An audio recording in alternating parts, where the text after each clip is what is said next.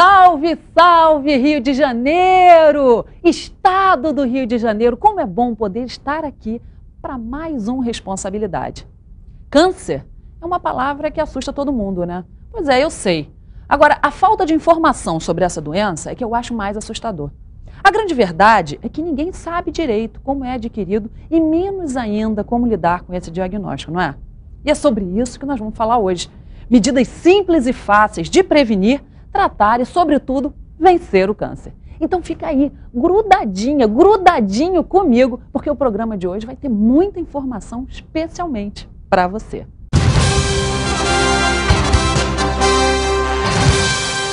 Estamos de volta com Responsabilidade em nossos estúdios Cristino Auro, com quem divido a apresentação do programa, e o Dr. Ricardo Teixeira, ele que é médico, oncologista, hematologista. Que prazer tê-los aqui. Cristino, obrigada por me ajudar a tocar esse belíssimo projeto A Corrente do Bem. Doutor, câncer é uma palavra assustadora, né? Não para os do signo de câncer, mas para as pessoas que recebem esse diagnóstico.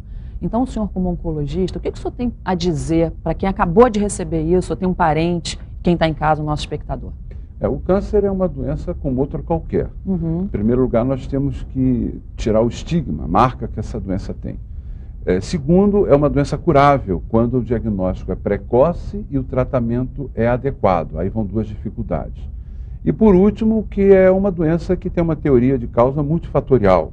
Ela não é só causada por uma questão genética, mas ela é hoje considerada uma doença de estilo de vida. Então, do ponto de vista prático, existem fatores que são evitáveis. Por exemplo, você pode não fumar, não consumir bebida alcoólica em exagero, não consumir gorduras em exagero, evitar o sol em demasia, usar proteção total contra o sol, aumentar na sua dieta o consumo de legumes, frutas e verduras frescas, e consumir alimentação em dieta balanceada. Esses são os fatores principais de prevenção. O senhor falou algumas coisas, foram surgindo dúvidas no passo a passo. Por exemplo, a dieta mediterrânea que sugere um cálice de vinho diário, também legumes e verduras contêm uma certa dose de agrotóxicos. Como é que fica isso? Bom, quando se fala verduras, legumes e fibras em geral, frutas, nós estamos supondo que elas sejam idealmente orgânicas, né? Que são aquelas que não têm agrotóxicos. O consumo da dieta mediterrânea, ela é muito importante, mas tem que ser excluído o consumo diário do vinho. Ele é uma substância alcoólica, como outra qualquer, e que tem que ser usado com moderação. Muito bem falado, sim. Claro para quem está em casa, mas uma péssima notícia, né? Até porque o consumo do vinho aumentou enormemente no Brasil, né, Cristiano? Verdade. Eu queria, assim, basicamente, focar aqui um ponto. Eu acho que os exames, de um modo geral, são caros. Tem aí a questão dos planos de saúde que dificultam o acesso a vários tipos de exames. Então, sempre aquilo que é mais simples, a prática clínica, o dia a dia da relação do paciente com o seu médico, né? O que é que se pode fazer do ponto de vista da clínica, né? Um diagnóstico mais fácil para se prevenir, para se identificar câncer? Nós, oncologistas clínicos, nós podemos perfeitamente fazer um exame de oncologia preventiva, examinar a pele, fazer um exame de cavidade oral, de boca, fazer um exame de mama, pedir à paciente que faça uma mamografia digital ou de alta resolução combinado com ultrassonografia mamária anual a partir dos 40. Podemos pedir ao nosso paciente que faça os marcadores tumorais, que é um exame de sangue simples, todo ano a partir dos 40. Podemos pedir também que o paciente faça uma endoscopia digestiva alta, né, que é a endoscopia do estômago, a partir de uma certa idade, com uma periodicidade variável, cada 2, cada 3 anos. E o principal é o exame de colonoscopia, que é a endoscopia do intestino, a partir dos 40 ou dos 45, não anual, mas a cada 5 anos, para tentar diagnosticar esses cânceres que na prática são os mais frequentes, que é o câncer de mama na mulher e o câncer de cólon e reto, tanto no homem quanto na mulher, volta e meia estão empatados. A colonoscopia é um exame importante e a grande motivação é que quando se faz o diagnóstico daquela verruguinha que aparece no intestino, que nós chamamos de polipo, e que quando o endoscopista tira esse polipo, a polipectomia, e na base desse polipo tem um adenocarcinoma, o tratamento é só esse. O paciente não vai precisar fazer uma retirada de um pedaço imenso do intestino, nem vai precisar fazer quimioterapia e fica curado. Então é sempre importante lembrar que a colonoscopia deve ser feita a cada 5 anos. Então existe um exame de sangue que pode detectar um futuro, uma tendência genética ou uma predisposição à pessoa de Existem vários exames de sangue. Os principais realmente são o BRCA1 e o BRCA2 para 3 mutações gênicas para a tentativa do diagnóstico daquela paciente que vai ter o câncer de mama tipo genético.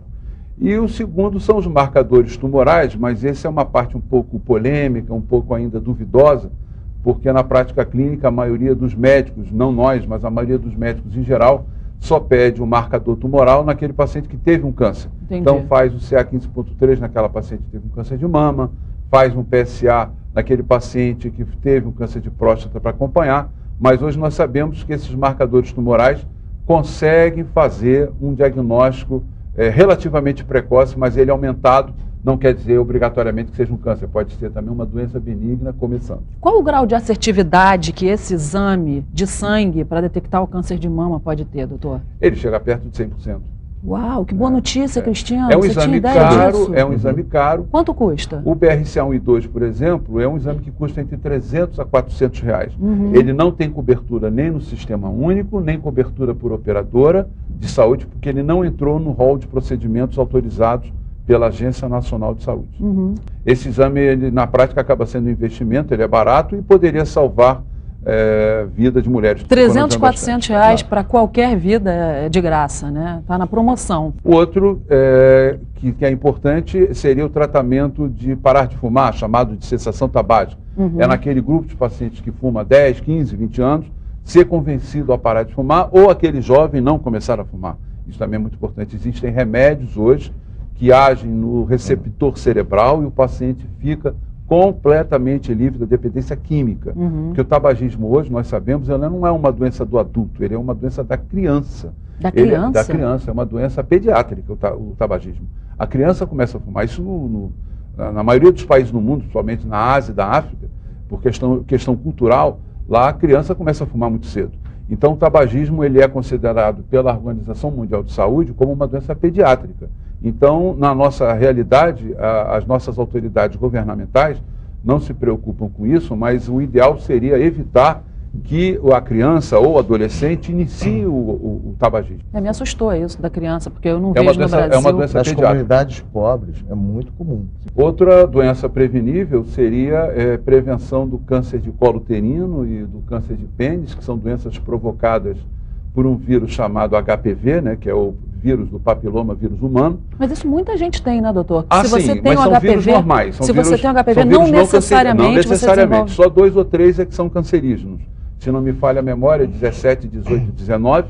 E essas vacinas contemplam o bloqueio desse vírus. Quer dizer, eles têm um efeito de proteção e que mas dura a só vida até inteira. determinada idade que você pode ser inoculado, ou não? Existem várias polêmicas no assunto. O que está para sair agora recentemente é um estudo clínico de grande dimensão, com milhares de pacientes, e que mostra que a vacina em dose única pode proteger sem precisar fazer as 3 doses. A idade mínima e máxima existem? Não existe. Na realidade, deve-se começar antes de iniciar a vida sexual, imagina-se que 16 anos de idade, e o ideal que seria vacinar dos 2 sexos, sexo masculino e feminino. E a aplicação em dose única confere proteção definitiva. Essa é a tendência de consenso. Mas o sexo seguro, usando camisinha, etc. e tal, que previne doenças sexualmente transmissíveis em geral, também é um método de prevenção para a difusão do HPV. É um método de prevenção. E nós temos um fato muito ruim no nosso país, que nós temos uma cidade que tem a maior incidência mundial de câncer de colo uterino, que é Recife, no estado de Pernambuco. Então é conhecida mundialmente. Mais que a África, mais que a Índia, mais... Nós temos essa, que informação, essa titulação. Né? E quem já possui o vírus HPV? Pode aplicar a vacina, tem benefício em aplicar a vacina. Doutor, nós falamos aqui a respeito do câncer de mama, do colo uterino, e tocou rapidamente no assunto próstata. E há muito preconceito, a gente já falou aqui, sobre a questão do toque retal, principalmente nos homens, etc. e tal, comportamento cultural, né, sobre isso. E o senhor falou no exame que é o PSA. Né? Isso é combinado? O ideal é combinado? É fazer um só? Como é que é o procedimento correto? O procedimento correto é a combinação dos dois. É o toque retal, sim, que serve não somente para detectar alterações na próstata, e também diagnostica tumores no cólon e reto, que 70% a 80% desses tumores começam exatamente nessa região, e são mais frequentes nessa região. Há muita piada sobre isso, mas não tem graça nenhuma, porque a doença é uma doença que pega os homens, né, numa fase da vida e que ele ainda é muito produtivo, sob o ponto de vista do trabalho, e a existência do câncer é ao contrário.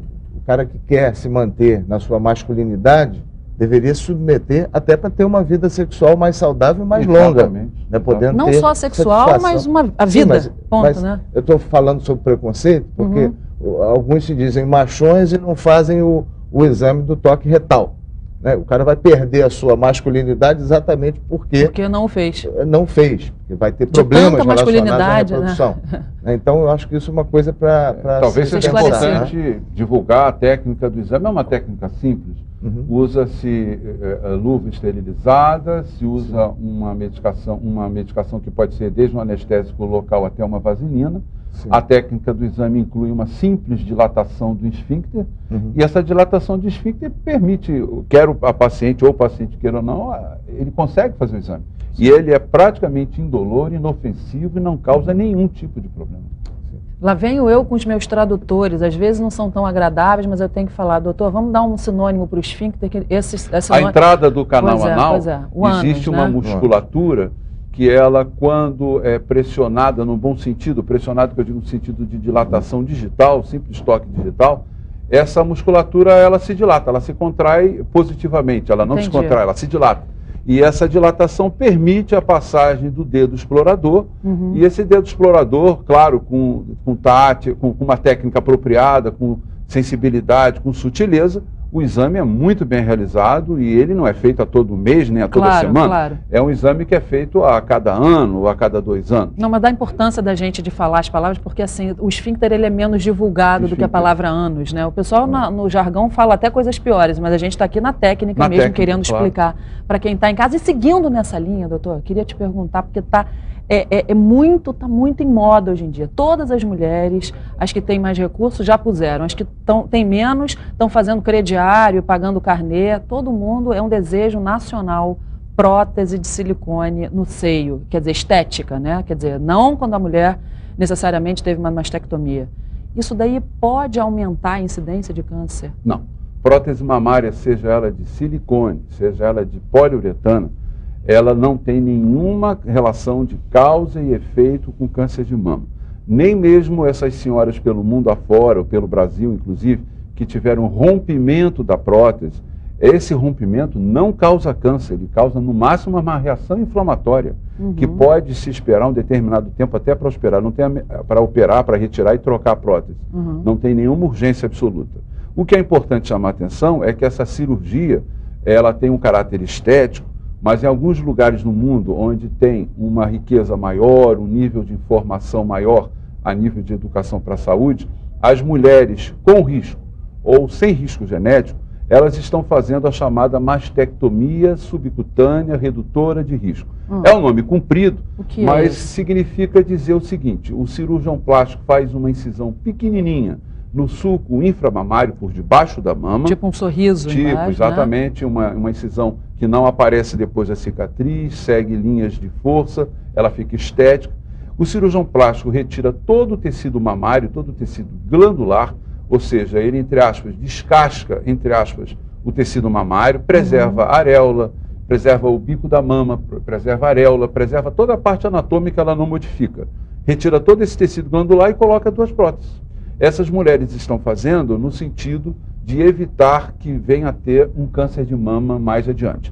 No nosso meio, essa cirurgia, ela só é autorizada ou ela só é considerada como indicação clínica formal naquelas pacientes que têm o BRCA1 e 2 positivo e naquelas pacientes que têm displasia mamária muito grave, adenose florida, que têm alterações mamárias histológicas muito graves e que o cirurgião plástico ou mastologista ou oncologista indique essa cirurgia no sentido preventivo. Quer dizer, depois que a mulher já passou a sua fase produtiva e já Isso, reproduziu, já teve filhos, já amamentou, ela tem a possibilidade de fazer isso do ponto de vista estético, e do ponto de vista de evitar de ter um câncer de mama. Toda essa área, e aí ela não terá um câncer de mama e ainda vai ficar bonita. Quer dizer, é uma coisa recomendável.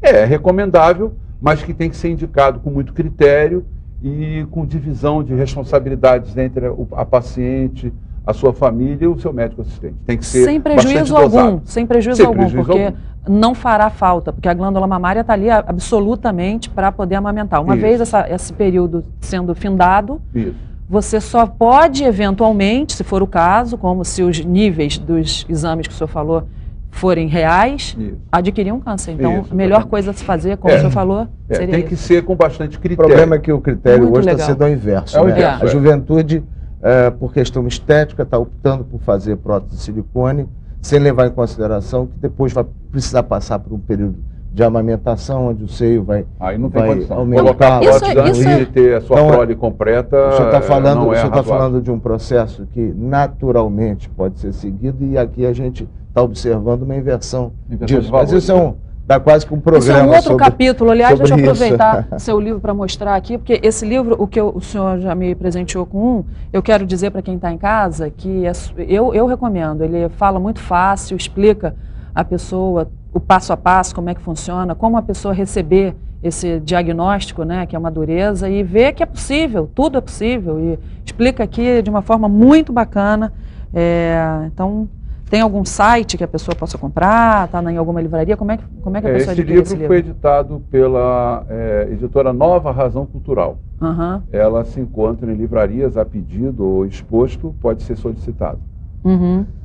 Doutor, uma situação que a gente sempre, nós já abordamos aqui a questão da alimentação, e a Cláudia complementou com uma informação a respeito de agrotóxicos, enfim, contaminantes de alimentos. É importante a gente salientar que existem produtos que são ecoamigáveis, não chegam a ser orgânicos, são produtos que cumprem pelo menos aquilo que está recomendado pelo fabricante no uso dos agroquímicos, etc. e tal.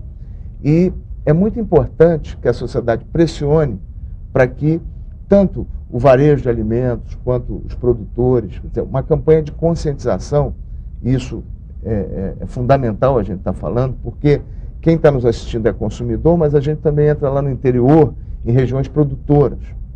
Então, o uso do agrotóxico, ele não causa só o efeito sobre a própria população que está usando o agrotóxico, né? E isso tem sido objeto de muita campanha educativa nossa, no âmbito da Secretaria de Agricultura, do Governo do Estado, órgãos que estão trabalhando nisso.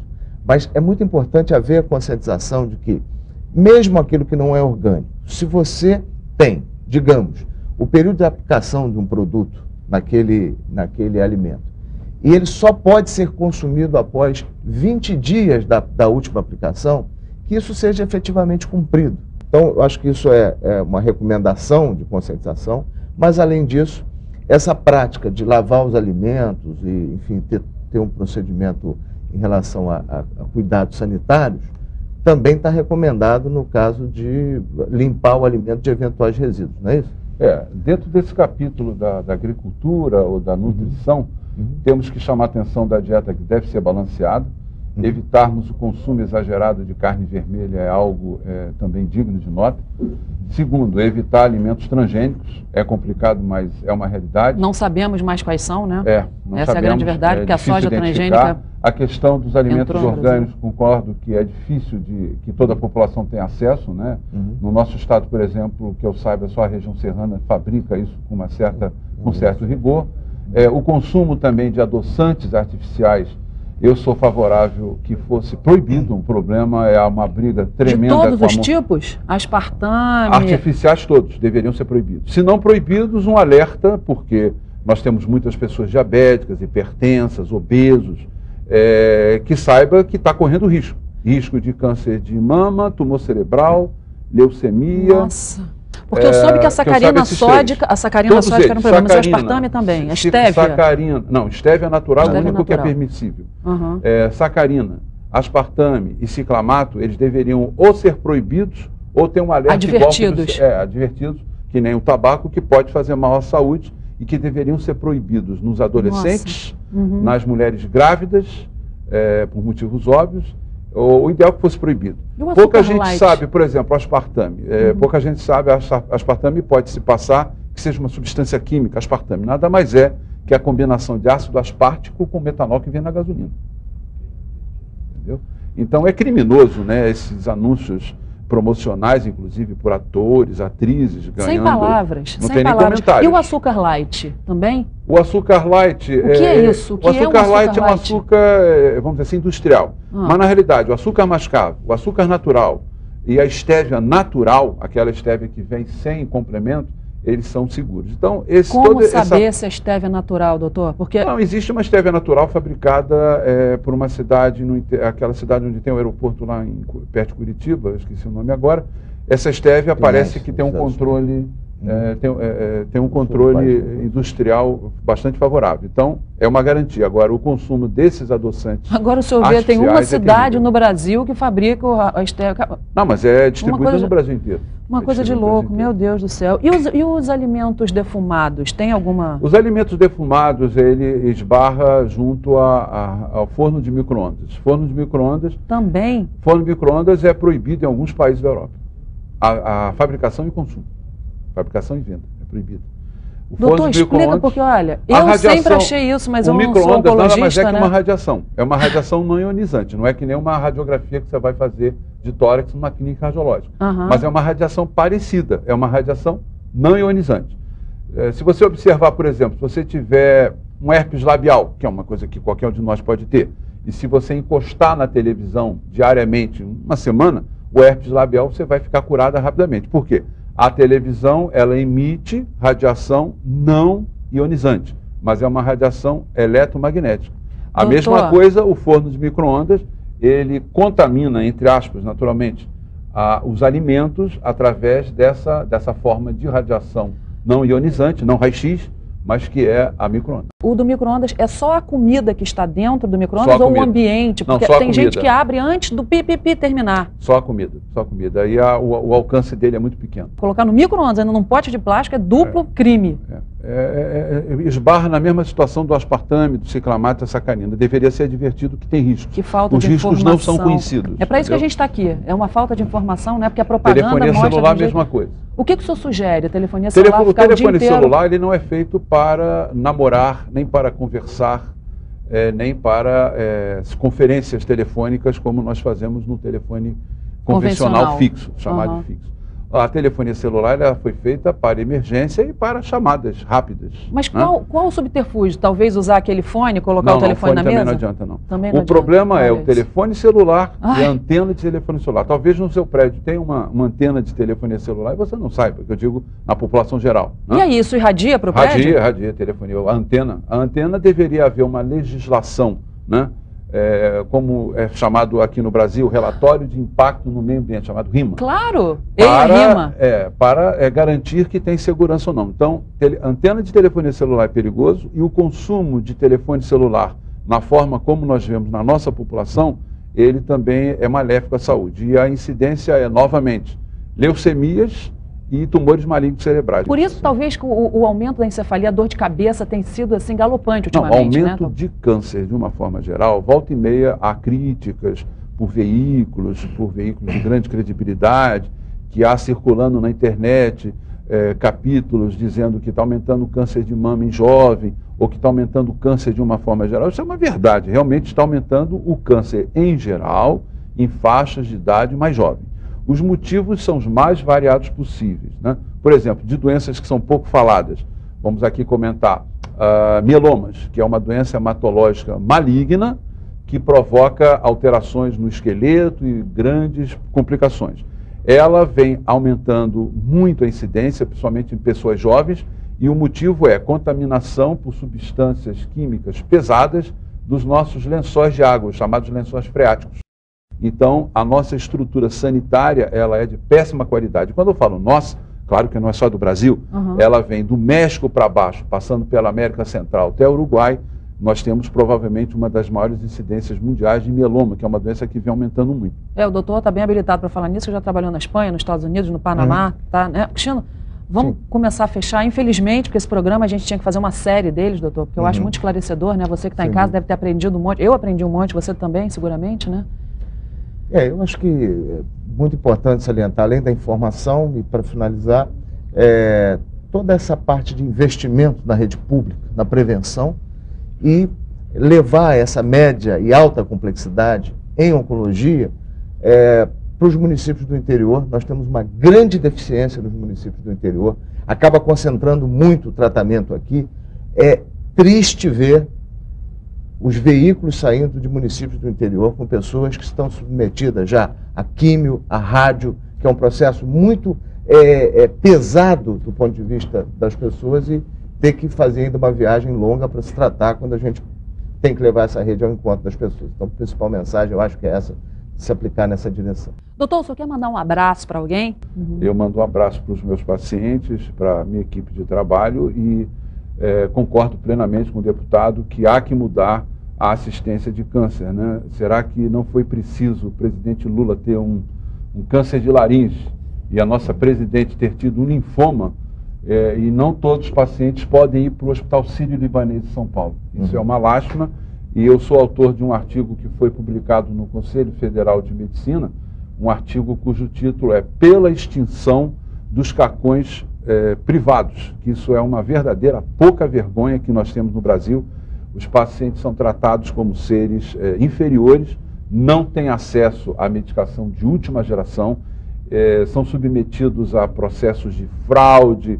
Alguns desses colegas que são donos dessas clínicas são proprietários de apartamentos em Key Biscayne, em Miami, praticam fraudes. O governo federal não tem um menor interesse em fiscalizar isso. Eu mesmo sou denunciante no Ministério Público Estadual de fraudes praticadas e nada acontece. Então, eu acho que se bastou o presidente, o ex-presidente e a atual terem tido uma doença maligna, né? A presidente um linfoma, provavelmente um linfoma não Hodgkin, ela deve estar curada. O presidente Lula deverá ficar curado, porque ele está se tratando com uma boa equipe médica, e nem todos os nossos pacientes têm acesso a isso. Muito obrigada pela sua presença, obrigada, Cristiano, por me ajudar a tocar esse belíssimo programa. Muito obrigada a você por estar conosco, que a gente sabe que a sua audiência é uma questão de escolha. Fiquem com Deus, lembrando sempre, quanto mais responsabilidade você assiste, mais responsável você fica. Viu quanto a gente aprendeu nesse programa de hoje? Um beijo, até o próximo.